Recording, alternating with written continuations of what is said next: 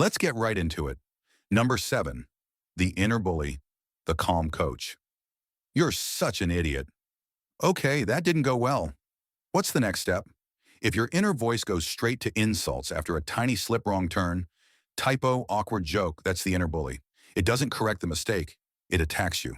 And when your brain feels attacked, it flips into threat mode. You get tense, you rush, you avoid, and you shut down. That's why people who want to improve end up procrastinating or ghosting the task. The bully is loud, but it's useless. It loves words like always and never. One bad moment becomes, I always screw up, and that turns into quitting. In relationships, it sounds like, I ruined everything, so you go silent instead of repairing. At work, you play small. Here's the quick test. Does your self-talk give you directions, or does it just roast you? If it's only roasting, that's a red flag. Now the swap. Okay, that didn't go well. What's the next step? That's the calm coach. Same reality, different outcome. Coach talk stays specific and actionable. Fix the email. Apologize once. Try again, slower. No drama, no identity labels, just the next move. So next time you mess up, say, okay, next step is, and fill the blank with one tiny action you can do in 2 minutes. Number 6, the Doomsday Narrator, the evidence detective. This is going to ruin everything. What's the most likely outcome and what can I do next? You send a message with a typo and your brain goes, cool, you're getting fired. You feel one weird sensation in your body and it goes, congrats, you're dying. That's doomsday self-talk. It treats a problem like a catastrophe. It's like your mind is a movie trailer editor, only it cuts to the worst scene every time.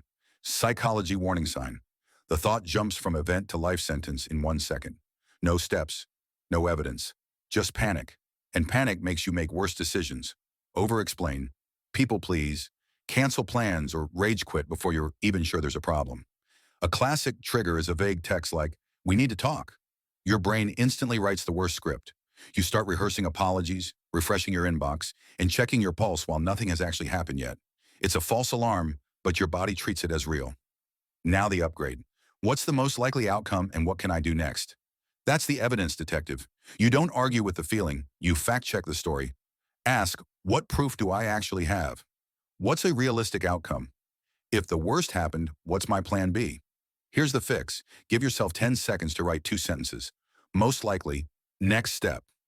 Your brain can't catastrophize and plan at the same time.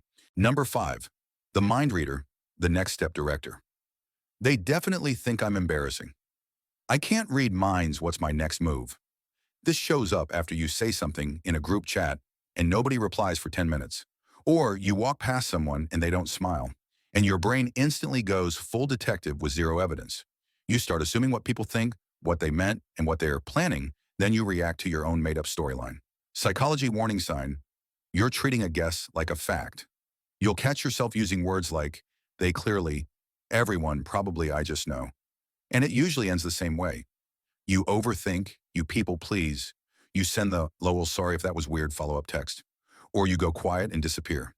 The mind reader doesn't protect your reputation, it makes you act nervous, which makes everything feel worse. It's like walking around with a fake subtitle track playing over people's faces. You're watching a movie you wrote.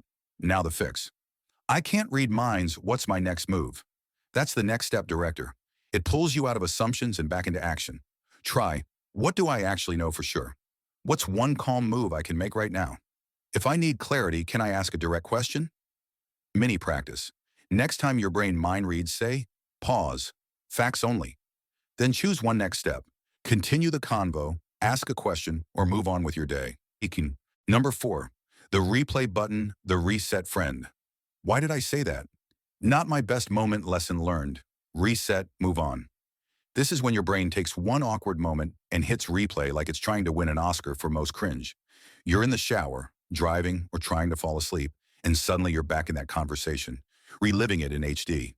You rewrite the scene. You imagine what they thought. You invent better comebacks, and none of it changes anything. Psychology warning sign, it feels like reflection, but it doesn't create a plan. It just creates more stress. The replay button steals your attention, your sleep, and your confidence. And the longer you replay, the bigger the moment feels. What was a tiny slip turns into proof that you're weird, unlikable, or doomed. That's how a normal mistake becomes a full-on identity story. It's like your mind has a tab open that won't close, and it's draining your battery all day. Now the switch. Not my best moment lesson learned. Reset, move on. That's the reset friend. It acknowledges the cringe without feeding it. The trick is to close the loop with structure. Next time I'll slow down. I'll send one clear text. I'm done replaying this. Mini practice. Set a 30-second timer. Write one lesson and one next action. Then say out loud, reset. Your brain needs a closing statement, not another replay. Number 3, the perfectionist judge, the progress partner.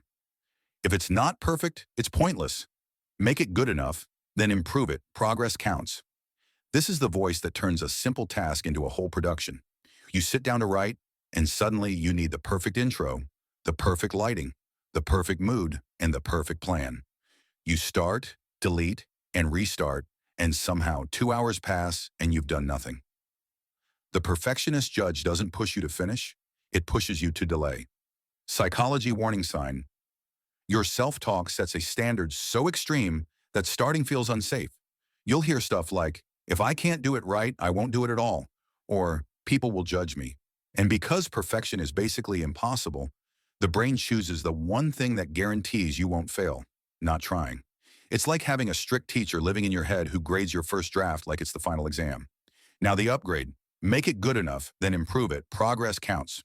That's the progress partner. This voice doesn't lower your standards. It changes your strategy. It says, draft first, polish later. Version 1 is allowed to be ugly. Done beats perfect. Mini practice, set a timer for 10 minutes and aim for a messy first rep. When the judge shows up, answer with, not perfect progress. That one sentence gets you moving again. Number 2, the comparison monster, the personal best mindset. Everyone's doing better than me. Forget them. How do I beat yesterday's me by 1%? You open Instagram, LinkedIn, TikTok, boom. Someone your age is richer, fitter, happier, traveling, engaged, buying a house, launching a business, and glowing in perfect lighting. And your brain goes, yeah, you're behind. The comparison monster cherry picks the highlight reels of other people and compares them to your behind the scenes. It's not fair and it's not accurate, but it feels real. Psychology warning sign. Comparison doesn't inspire you. It drains you. You stop enjoying your progress because it doesn't count unless it beats someone else's. You either overwork trying to catch up or you give up because you feel like you can't win. And it can turn into quiet resentment too toward them or toward yourself. It's like running your race while staring at everyone else's lane. You'll trip. Every time. Now the upgrade. Forget them. How do I beat yesterday's me by 1%? That's the personal best mindset. It brings you back to a measurement you can actually control. Ask, what's one small win I can get today? What's the next rep, not the whole journey? What do I want, not what they have? Mini practice. Pick one 1% move right now. Drink water, send the email, do 10 minutes, clean one corner, or write one paragraph. Comparison makes you freeze. Personal best makes you move. Number 1, the should police, the flexible reframer. I should be further ahead by now. I'd like to be further. What's one realistic step today? This is the voice that shows up when you look at your life timeline like it's a scoreboard. I should have my career figured out. I should be over this. I should be making more money. I should be happier. And every time you say should, your brain hears, you're failing a rule. It triggers guilt, pressure, and that heavy stuck feeling. Psychology warning sign. Should language is usually vague and punishing. It doesn't tell you what to do. It just tells you you're not enough. And that's why it leads to spirals. You don't take action. You just feel bad. Then you feel bad about feeling bad. The should police doesn't make you better. It makes you tense. It's like having a strict cop in your head handing out tickets all day, but never giving you a map. Now the swap. I'd like to be further. What's one realistic step today? That's the flexible reframer. It keeps the goal, removes the shame, and adds a plan. Try these swaps. I should. I want to. I should. It would help if I should. What's one small step I can actually do today? Mini practice.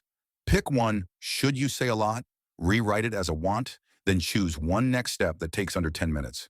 That's how you turn pressure into progress.